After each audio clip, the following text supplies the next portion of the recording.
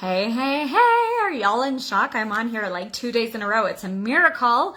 I love doing lives, so I don't know why I'm kind of stopped. I actually had a friend ask me that the other day, and she's like, why have you stopped? I hadn't even realized that I really had stopped. But I wanted to share with you guys, and like I said in the thing, I don't really even know why I'm sharing this because I really don't know how I feel about it. My grandpa passed away this week. And before you start saying I'm sorry and oh, so sad, so sorry, please don't, because I'm not. This man is a man I held a lot of hate in my heart for a lot of years. A lot of years. He created a lot of hurt, created a lot of trauma in different people's lives and people I care about and love. And I don't have feelings about it. I haven't cried. I don't know that I will. I am going to attend his funeral. That I am a little nervous about just because there are people in his life, in his world, in his sphere who hold him on a pedestal. And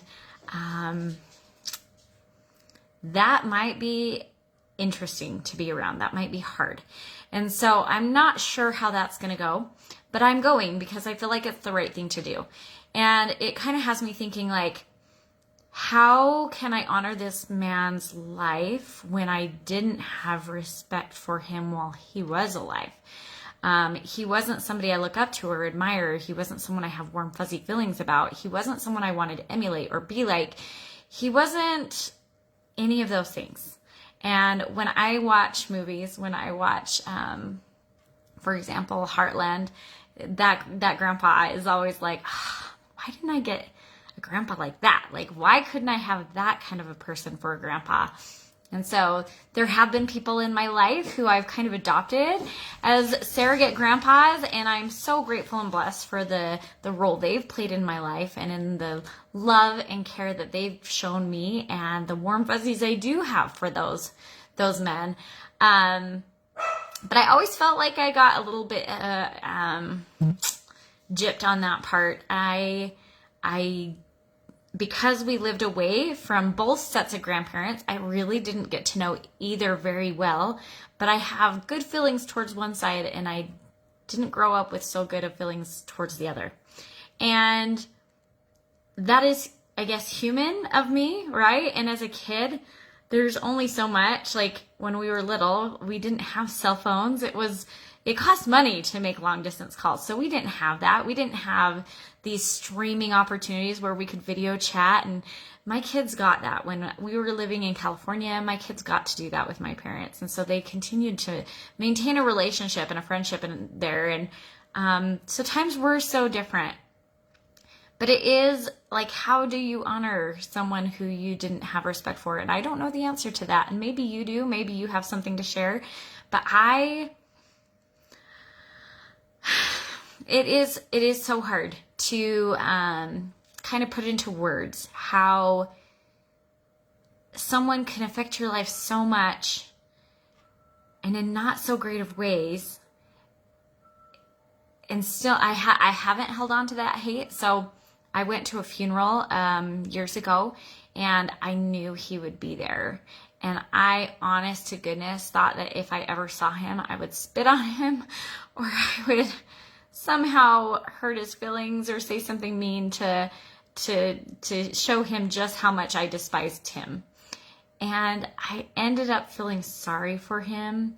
He was this nightmare of a person I had in my mind was actually this really old man who had not much. You know, he was lonely and he was older and he seemed sad. He had a sad spirit about him. And so I instead of hating him, I then just kind of felt sorry for him, that he was still someone I would never have trusted. I would have never allowed around my children. And so I just find it so interesting. You know, this life, I talked about forgiveness the other day, and sometimes that takes time. And I think that's okay to give ourselves that grace and be okay with the fact that, hey, you know what? I haven't forgiven that person yet, but I do try to hold space for them, for their humanness and their human error, their human weaknesses. We all have them. And while I don't believe him to have been a good man, he was raised by people who, I don't know what he experienced in his young life, in his teenage life, I don't know. I don't know anything about that, but I would imagine with how he treated others that he himself came from abuse.